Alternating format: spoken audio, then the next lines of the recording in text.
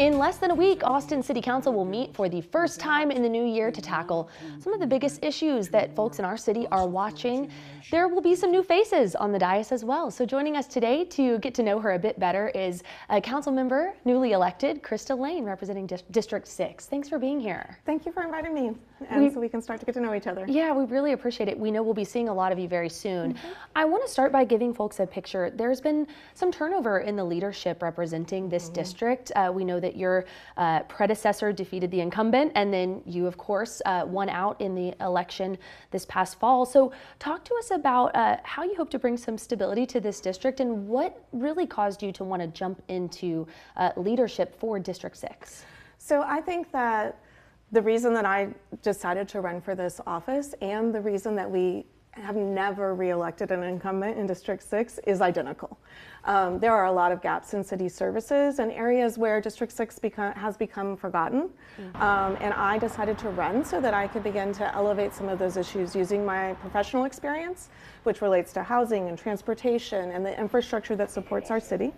And then also so that we can connect on some of the highest priority issues facing our district. What do you think those high priority issues are? Well, I think that one is homelessness. District 6 has seen the second fastest growth rate in the homeless population since the camping ban was reinstated. We have many more individuals who do not have shelter and are living in our woods, maybe having fires in order to stay warm at night, and also under our underpasses just highly visibly.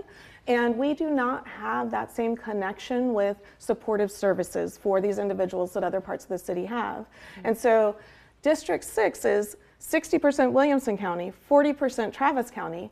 Homeless services frequently happen based on the county lines. And so I want to foster the connections that will bring the services out to our part of the city. And since we haven't had supportive services for the homeless population, they haven't been connected with services that are available in other parts of the city as effectively.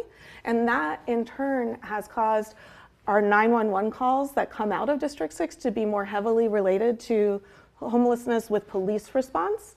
And what we really need to do is we need to take some of the successful pilot programs that other parts of the city have used, roll them out in District 6 where we've had such a growth in homelessness.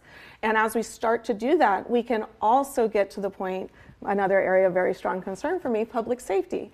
We can get to the point that we're having more effective response to our 911 calls. And not just for police, it is important with police, but also so that if someone is having a mental health episode, which we do see out there with in the parking lots and around our district, they get effective help that still keeps our police free for violent crime or investigating crimes or that kind of thing.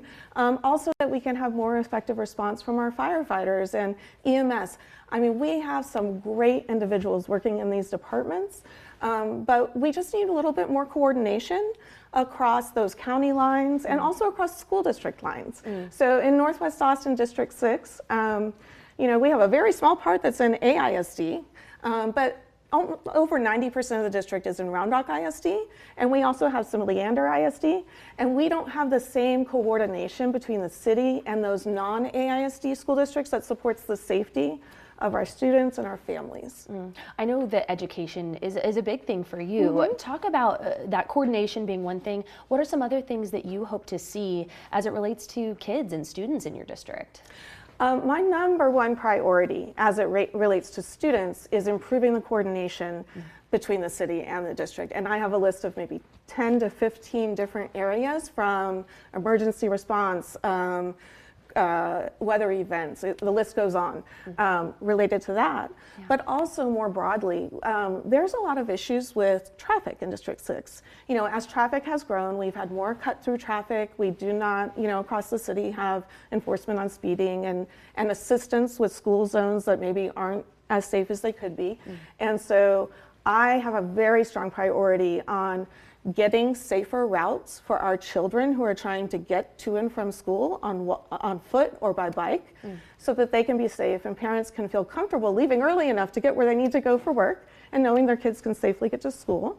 And then as I work on that, it'll also help our workers, get to their work more safely and have more transportation options.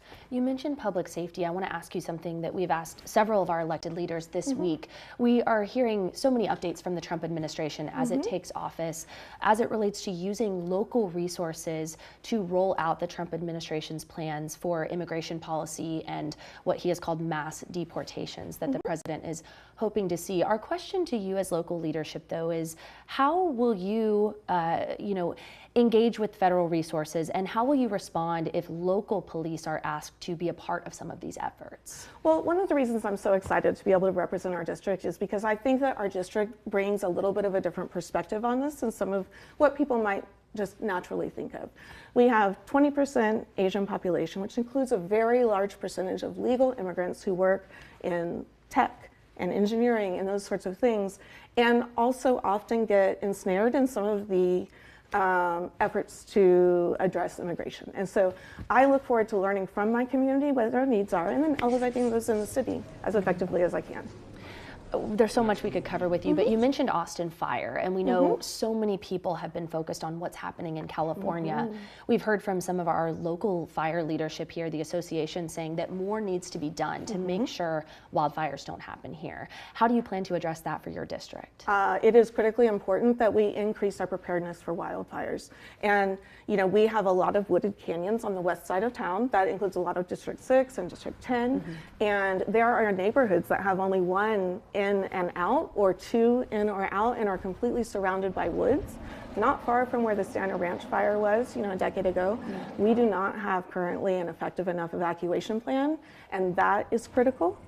We also have parts of District 6 that have grassy areas. The Avery Ranch area fire that happened just a couple of years ago.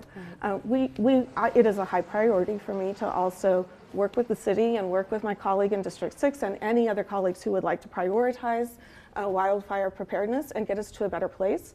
And one of the ways that I am will be working on public safety is I'm looking to, I've expressed my interest in being vice chair of the Public Safety Committee of City Council so that I will be right there in the room with as much information as possible and beginning to work across all these agencies and hopefully bring my private sector industry experience into the conversation and help us get somewhere where we all need us to get, Jumping right into it, wasting no time in trying to lead on the council. So we look forward to seeing what you have to do. We know that next meeting we want to remind people is coming up. It is just next Thursday, and so we'll be hearing more from newly elected council member Krista Laine. Thank you so much for being here today. And I really appreciate all the coverage that KXAN has given to District 6, and I really look forward to building this relationship and continuing that. We appreciate you being here. We love getting to know you better. So thanks so much for joining us. We do want to take a look outside now with Rich and our weather forecast.